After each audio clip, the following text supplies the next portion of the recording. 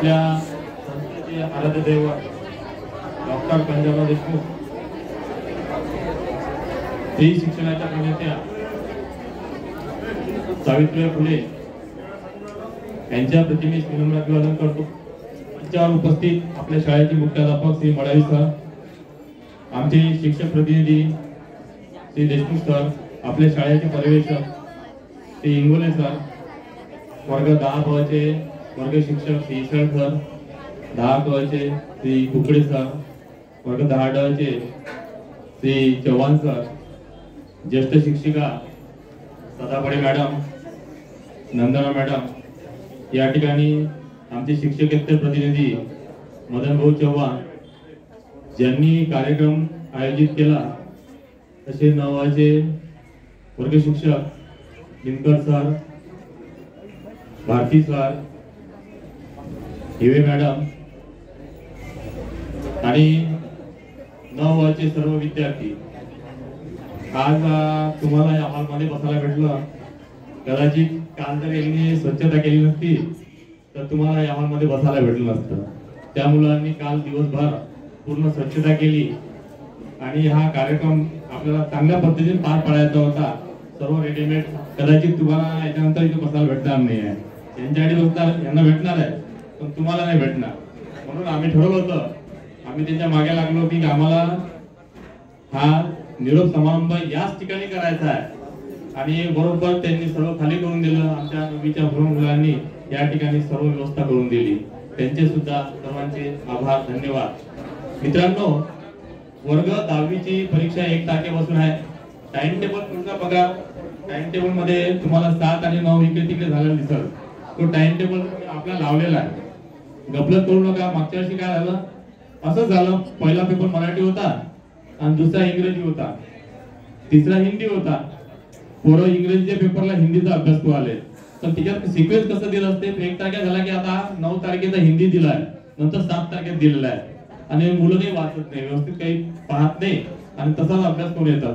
तर काही काही अब्सेंट राहिले, बऱ्याच शाळेचे रिझल्ट जे 1-2% घसरले तर ते मुलं अब्सेंट राहिल्यामुळे झालेले। म्हणून हे विचार करून घ्यायचा, आपला टाइम टेबल पहा आणि त्यानुसार यायचं।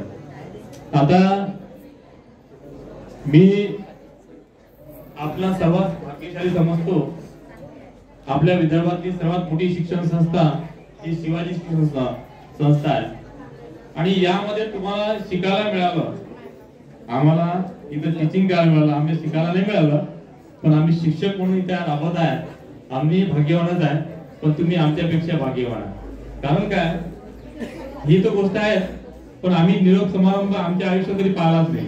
आम्ही 10वीत असताना आम्हाला कोणी निरोप दिला नाही आणि आम्ही तुमच्याकडे येतो कधी असं बसलोय नाही, त्यामुळे आम्हाला थोडंसं हेवाय वाटते तुमचा। तर म्हणून तुम्हाला मी या ठिकाणी भाग्यशाली समजतो। या शाळेत आलो, या शाळेतले जे तुम्ही विद्यार्थी आहे, तुमचे पालक सुद्धा या शाळेचे विद्यार्थी आहे। ते नेहमी सांगतात ऍडमिशनच्या आले की सर माझ्या मुलीची ऍडमिशन तुम्हाला घ्यावंच लागते, कारण की मी या शाळेत शिकलो आहे, माझा मुलगा माझी मुलगी या शाळेत शिकली पाहिजे अशी त्यांची इच्छा असते।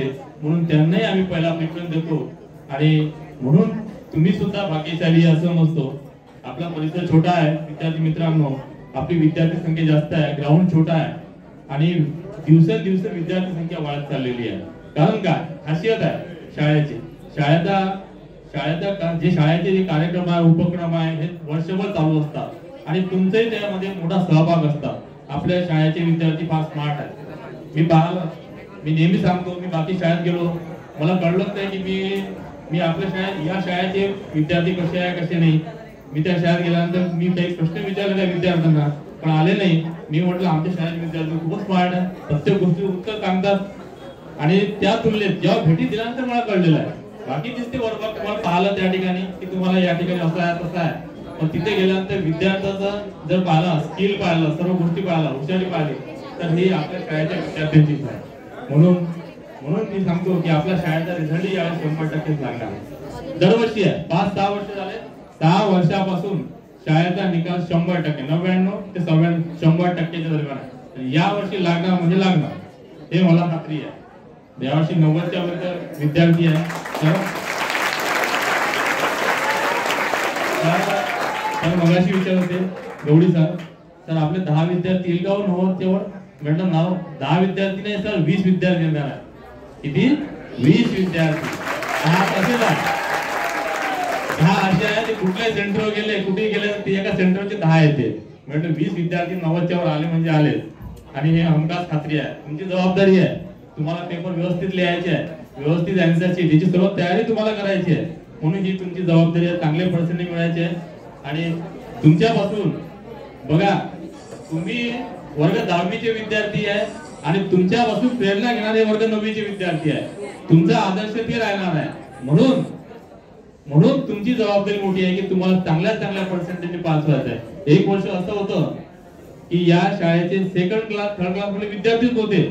डिस्टिंक्शन मध्ये जास्तीत जास्त विद्यार्थी म्हणजे 200 250 विद्यार्थी असतात तर 150 विद्यार्थी डिस्टिंक्शन होतं. असा रेकॉर्ड या शाळेचा आहे. विद्यार्थी 90च्या वर आहेत पण असे थर्ड क्लास मध्ये सेकंड क्लास मध्ये विद्यार्थी तुम्हाला कधी पाहायला भेटलेच नाही. म्हणून हे जे रेकॉर्ड आहे हे रेकॉर्ड सर्व तुम्हाला ब्रेक करायचे आहे. पुढच्या वर्षी ते तुमचे रेकॉर्ड ब्रेक कराल अशी मला खात्री आहे. म्हणून या वर्षीपासून तुम्हाला भरपूर सराव करायचा होता. मी दरवर्षी आम्ही 2 पेपर घेत होतो सराव परीक्षेचे.